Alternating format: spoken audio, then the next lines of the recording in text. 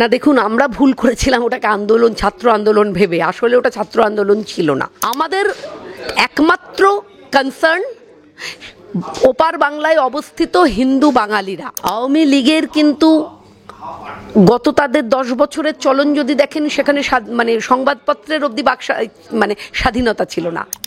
আজ যদি আমরা সংঘবদ্ধ হতে না পারি, তাহলে কিন্তু যে দৃশ্য টিভির মধ্যে দিয়ে, খবরের মধ্যে দিয়ে বা মোবাইলের মধ্যে দিয়ে আমরা দেখলাম, সেই দৃশ্য এখানেও ঘটতে কিন্তু বেশি সময় নেই। কারুর বুকে লাগলো না রবীন্দ্রনাথের মূর্তি মাটিতে ভুলুণ্ঠিত? যে আজ রবীন্দ্রনাথের প্রয়াণ দিবসে সব থেকে বেশি অপমানিত রবীন্দ্রনাথ হলেন। মোমবাতি নিয়ে হাঁটবেন কি হাঁটবেন না, সেই ডিসিশনটা তো আসবে নবান্ন থেকে। ছাত্র আন্দোলন, সেই জায়গায় দাঁড়িয়ে আমরা দেখলাম গণভবনে জিনিসপত্র, শেখ হাসিনার ব্যবহৃত যে সকল জিনিসপত্র, রাজহাঁস থেকে শাড়ি থেকে শুরু করে অন্তর্বাস সবকিছু লুট করে নিয়ে যাওয়া, এটাই কি ছাত্র আন্দোলনের উদ্দেশ্য ছিল? না দেখুন, আমরা ভুল করেছিলাম ওটাকে আন্দোলন, ছাত্র আন্দোলন ভেবে। আসলে ওটা ছাত্র আন্দোলন ছিল না। ওটা সম্পূর্ণভাবে ইসলামিক মৌলবাদের প্রতিষ্ঠা, ইসলামিক কান্ট্রি বানাবার জন্যে ইসলামিক মৌলবাদের যে একদম ত্রিশক্তি, একদিকে জামাত, অন্যদিকে রাজাকার, আর একদিকে বিএনপি, এই ত্রিশক্তি মিলে এই আন্দোলনটাকে সামনে আইওয়াস রেখে তারা এটা করেছিল এবং তারা সাকসেস। আমরা সাধারণ মানুষ বা আমরা পার্শ্ববর্তী দেশ, আমরা এটাকে আন্দোলন ভেবেছিলাম। আমাদের সকলের ভুল ছিল। এমনকি ওপার বাংলায় অবস্থিত যারা, তাদেরও নিশ্চয়ই ওটাকে ছাত্র আন্দোলন ভাবা ভুল হয়েছিল। আমাদের একমাত্র কনসার্ন ওপার বাংলায় অবস্থিত হিন্দু বাঙালিরা, যে বাড়িগুলোকে জ্বালিয়ে দেয়া হচ্ছে, বাড়িগুলোকে ভেঙে চুরমার করে দেয়া হচ্ছে, আগুন জ্বালিয়ে দেয়া হচ্ছে, যারা পদাধিকারী, যারা জনপ্রতিনিধি, তাদেরকে অবধি রেয়াত করা হচ্ছে না, তাদেরকে খুন করা হচ্ছে। হাসপাতালে ঢুকে রোগীদের খুন করা হচ্ছে, হোটেলে ঢুকে হোটেলের যারা মানুষ হোটেলে গেছেন থাকতে, তাদেরকে খুন করা হচ্ছে। পুলিশ কর্মীদের, থানায় ঢুকে পুলিশ কর্মীদের খুন হচ্ছে, এবং তার মধ্যে 13 জনের মধ্যে 9 জন, তার মধ্যে ওসিও রয়েছেন, তারা হিন্দু, তাদেরকে খুন করা হয়েছে। তাই আমার কাছে একমাত্র কনসার্ন ওপার বাংলার যে হিন্দু বাঙালি ভাই বোনেরা, যারা অসুরক্ষিত, যারা নিপীড়িত, নিগৃহীত, তাদের জন্য আমার দেশ এবং আমার রাজ্যের, দেশের প্রধানমন্ত্রী এবং রাজ্যের মুখ্যমন্ত্রী এবং রাজ্যপালের কাছে আপনাদের চ্যানেলের মধ্যে দিয়ে বিনীত অনুরোধ জানাচ্ছি যে এই সময় দাঁড়িয়ে যা পরিস্থিতি হচ্ছে, তাতে হিন্দু বাঙালিদের রক্ষা করার ব্যবস্থা করা উচিত। দিদি, আমরা দেখেছি এই রাজ্যের কথা যদি বলি, আমাদের দেশের এই রাজ্যের কথা, সেখানে দাঁড়িয়ে সংখ্যালঘুদেরকে বিশেষ সুবিধা দেওয়া হয়, কিন্তু যদি বাংলাদেশের কথা বলি, সেখানে কিন্তু হিন্দুরা কথা বলতে পারে না।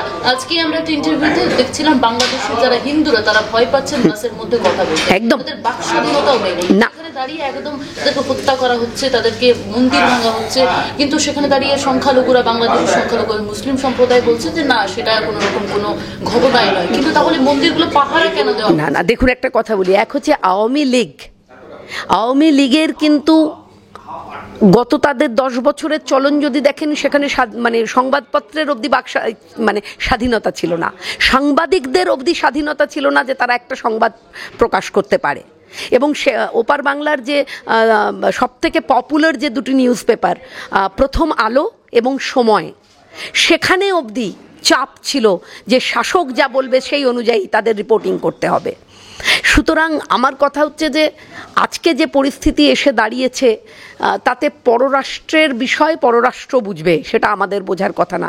কিন্তু মুশকিল হচ্ছে যে আমাদের এখানে যে ব্যবস্থা, সংখ্যালঘুদের প্রতি যে আচরণ, আমরা তো প্রত্যাশা করেছিলাম বাংলাদেশ বা পাকিস্তানেও ঠিক তেমনটি হবে, এবং সেটাই তো চুক্তি ছিল।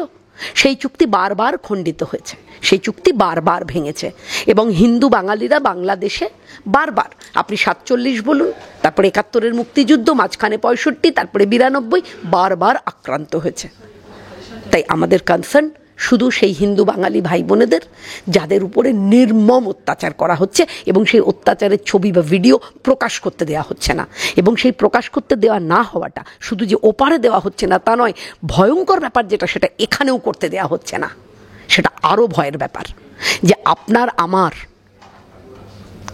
সম মানুষগুলো, আমরা যে ভাষায় কথা বলি, যা আমাদের চলন, সেই হিন্দু বাঙালিরা ওপারে যেভাবে নিগৃহীত হচ্ছে, নিপীড়িত হচ্ছে, তাদেরকে মেরে উল্টো করে টাঙিয়ে দেয়া হচ্ছে, রক্তাক্ত সেই ছবিগুলোকে দেখতে দেয়া হচ্ছে না, যাতে এপারের বাঙালিদের ভেতর কোথাও স্নায়ুতে শক্তি সংগ্রহ করতে পারে, যাতে তারা কোথাও গিয়ে জাগরিত হয়।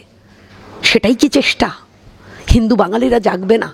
আপনাদের চ্যানেলের মধ্যে দিয়ে একদম হাত জোর করে অনুরোধ করছি, আজ যদি আমরা একাট্টা না হতে পারি, আজ যদি আমরা সঙ্গবদ্ধ হতে না পারি, তাহলে কিন্তু যে দৃশ্য টিভির মধ্যে দিয়ে, খবরের মধ্যে দিয়ে বা মোবাইলের মধ্যে দিয়ে আমরা দেখলাম, সেই দৃশ্য এখানেও ঘটতে কিন্তু বেশি সময় নেই।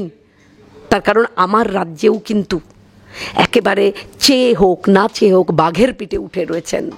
আমার রাজ্যের সরকার কিন্তু তাদেরকে তুষ্টিকরণ করতে করতে এমন জায়গায় এসেছে যে আজকে কিন্তু মানে তাদের একটা হোল্ড তৈরি হয়ে গেছে। আজকে যদি আমরা সঙ্গবদ্ধ না হতে পারি, তাহলে 46 সাল আবার ঘুরে আসতে পারে, এমনটা ভয় পাচ্ছেন। এবং এমনই একটা বার্তা আজকে আমাদের বিরোধী দলনেতা বলেছেন যে আমরা যদি সঙ্গবদ্ধ না হতে পারি, আমরা যদি একাট্টা লড়াইয়ে না নামতে পারি, তাহলে কিন্তু এই দৃশ্য দেখতে হতে পারে বলে আশঙ্কা তৈরি হচ্ছে।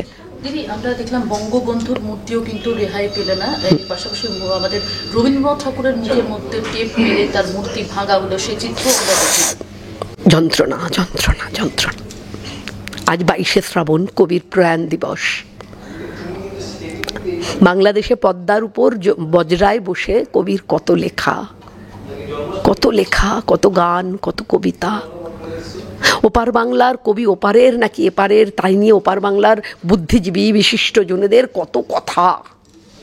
আজকে জিজ্ঞেস করছি, সেই বিশিষ্ট জনেদের কারোর বুকে লাগলো না রবীন্দ্রনাথের মূর্তি মাটিতে ভুলুন্টিত? লাগলো না তাদের বুকে? লাগলো না? যারা গান করেন, যারা কবিতা বলেন, যারা থিয়েটার চর্চা করেন, যারা রবীন্দ্র ভবন, রবীন্দ্র সদন সাজিয়ে বসে রয়েছেন, তাদের কোথাও মনে হলো না একটা প্রতিবাদ সভা, একটা প্রতিবাদ মিছিল? কোথাও না, এমনকি এপারেও না। এটাই সব থেকে ভয়ঙ্কর। আজকে আমাদের বিরোধী দলনেতা বলেছেন, আজ আমাদের কালচারাল সেলের কনভেনার মাননীয় রুদ্রনীল ঘোষ একটা ছোট্ট অনুষ্ঠানের মধ্যে দিয়ে, ভীষণ হার্দিক একটি অনুষ্ঠানের মধ্যে দিয়ে আমরা 22শে শ্রাবণ পালন করেছি, এবং তাতে এই বার্তাই এসেছে। বিভিন্ন জন যারা গান করেছেন, কবিতা বলেছেন, বক্তব্য রেখেছেন, তাতে বারবার এই বার্তাটাই এসেছে যে আজ রবীন্দ্রনাথের প্রয়াণ দিবসে সব থেকে বেশি অপমানিত রবীন্দ্রনাথ হলেন পদ্মাপাড়ের মানুষের কাছ থেকে। তাই রাস্তায় নামা উচিত, রাস্তায় নামবো আমরা। কালচারাল সেল তার দিশা দেখাবেন। সমস্ত শিল্পীদের আপনাদের চ্যানেলের মধ্যে দিয়ে বলছি, সমস্ত শিল্পী যারা আমরা রবীন্দ্রনাথে বাঁচি, রবীন্দ্রনাথে যারা আমরা দিন যাপন করি, রবীন্দ্রনাথের আলোয় যারা আলোকিত, কোথায় কোথায় নেই নেই। আমি এই রাজ্যের কথা বলি, পশ্চিমবঙ্গ রবীন্দ্রনাথ শুধুমাত্র বর্ডারের এপারও না না না না, এই রাজ্যের শাসক দলের করবে কি করে?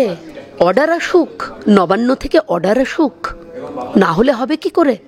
এখানকার ভাতাজীবীরা, সরি বুদ্ধিজীবী না, ভাতাজীবী ঠিক আছে, যারা ভাতাজীবী তারা মোমবাতি নিয়ে হাঁটবেন কি হাঁটবেন না, সেই ডিসিশনটা তো আসবে নবান্ন থেকে।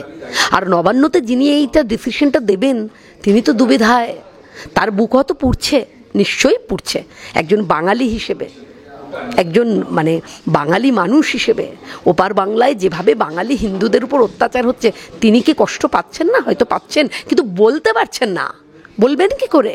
30% ভোটকে একবার করতে গিয়ে ওই 30% বাঘের পিঠে চেপে পড়েছেন যে, বলবেন কি করে? তিনি বলে ফেলেছেন যে যে গরুর দুধ দেয় সেই গরুর লাত খেতেও রাজি আছি, তাই বলতে পারছেন না কিছু।